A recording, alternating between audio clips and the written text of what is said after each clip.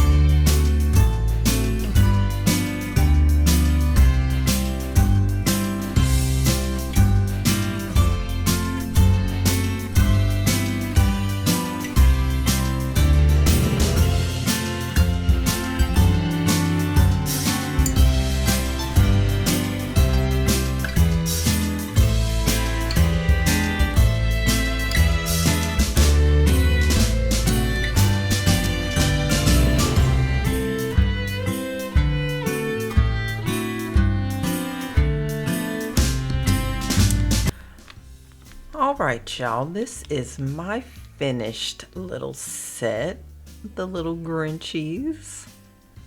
And I added some little charms on here. And I tried to do like, you know, the little dual cat eye thing with the red and the green. But I'm still trying to figure out about these decals because whenever I put them on, they never go across the whole nail tip. I don't know if it's because of the curve, so that's why I did like a little black border to try and blend it in so it didn't look so bad. But this is kind of cute. But that is my little Christmas set. First one? No. Yes, first one. So, oh, so cute. I hope you guys enjoyed this quick little video, and I'll see you guys in the next one. Okay, see you.